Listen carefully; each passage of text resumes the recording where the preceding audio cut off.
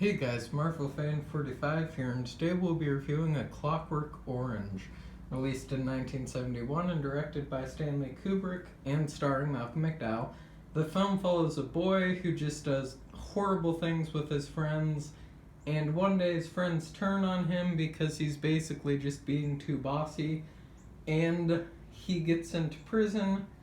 And to get out early, he does something called the Ludovico treatment, and I'll leave it at that. But yeah, A Clockwork Orange is a film I had heard a lot about, and it did not disappoint. Currently, if I had to pick a favorite movie, it would either be A Clockwork Orange or Miami Vice. I'll be doing a review of Miami Vice because I've got so much to say on that film. Miami Vice is just a technical achievement. But yeah, A Clockwork Orange is very screwed up. Warning. It's extremely messed up. Within the first 20 minutes, pretty much everything screwed up that could happen happens. And it still works. It doesn't do it like other films have where it prolongs the scenes. It's just a few seconds, it's done. They don't drag it out. The singing in the rain scene ruined Singing in the Rain for me. I don't think I'll ever be able to watch that movie without thinking of A Clockwork Orange. But yeah, visually, it's a masterpiece. I mean, that opening shot is maybe my favorite opening shot ever. I mean, that slow zoom out into the milk bar. I mean, the way Kubrick even got that is insane. I mean, choosing a favorite Kubrick opening scene is hard.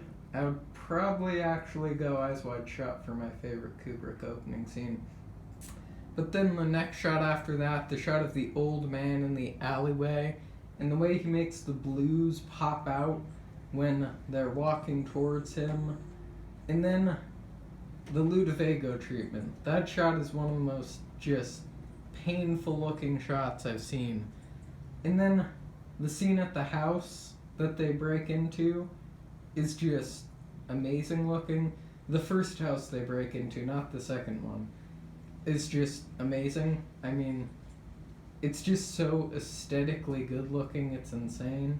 Then the scene where they fight Billy Bob's Droogs also just looks insanely good.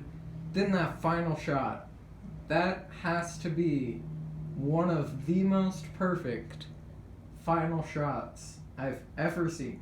It does not show you, well, it does show you. It shows you everything you need to know. You don't really even need to hear the line to know what happened, but the line just makes it so much better when it's revealed what happened to a certain character.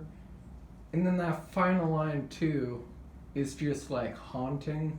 I was cured all right. And then that leaves you with so much to think about. The entire movie does, because the entire movie is based on the question of free will, which is just an extremely interesting question.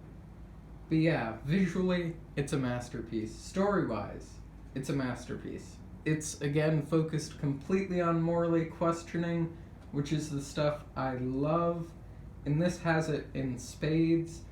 I'm not going to spoil anything about the story, just going blind. Oh, in the shot, when they're at the pier, and there's all that beautiful looking water, and he knocks one of his droogs into the water, just looks amazing. Oh, and then acting-wise, Malcolm McDowell is just amazing. I think he gives one of my favorite performances ever now. I mean, as Alex, he's perfect. I mean, he's just insane in this.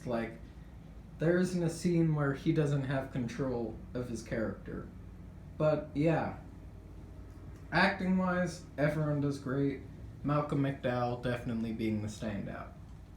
Now, metaphorically, there's a lot going on, but I was so focused visually and on the story, I didn't even focus on it this watch. Because in Kubrick films, you're guaranteed to miss something. you have to watch his films again. Like, 2001 A Space Odyssey, last time I watched it, I was pausing it just every few seconds because I kept realizing something else I was missing. But, yeah. A Clockwork Orange is just something so beyond perfect, I don't even know how to describe it.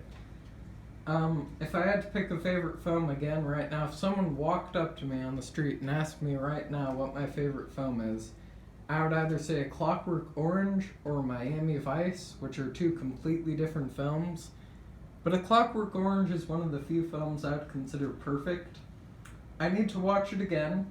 It's actually one of the movies I would be willing to watch again, even despite how disturbing it is.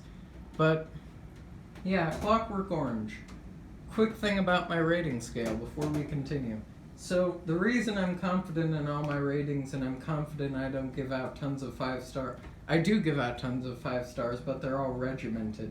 So basically, how my 5 stars work is, if you're a 10 out of 10, you're just a masterpiece. You're a perfect film, you're amazing. If you're an 11 out of 10, you're just beyond a masterpiece and one of my favorites. If you're a 12 out of 10, you're like in the top 2010 at least. Then 13 out of 10 is my favorite film. Only, I think, 5 or 6 films so far have received that rating. In the Mood for Love, Miami Vice, Twin Peaks The Return, there's, what's the other one? Oh, Eyes Wide Shut, and then A Clockwork Orange. 5 films have received that rating. Those are 5 films I would consider to be my favorite of all time. And I give A Clockwork Orange a 13 out of 10. This would be like my favorite movie of all time currently. Oh wait, one last thing, the score. The score is amazing. The score is my favorite score of all time right now. There's not a score I've seen that even compares to it.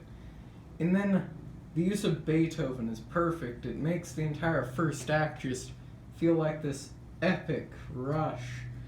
Oh, and then one other thing. A couple of people have said the second act isn't as good as the first act. Well, I kind of agree. I still love all 3 acts equally. I mean, they're all just perfect. So yeah, favorite film currently, A Clockwork Orange or Miami Vice. I think they're both perfect. I need to give A Clockwork Orange a rewatch before I say it for sure, and I will be doing that soon. Miami Vice I've already given a rewatch. I cannot wait to talk about Miami Vice. But yeah, A Clockwork Orange, maybe my favorite, just my favorite film currently.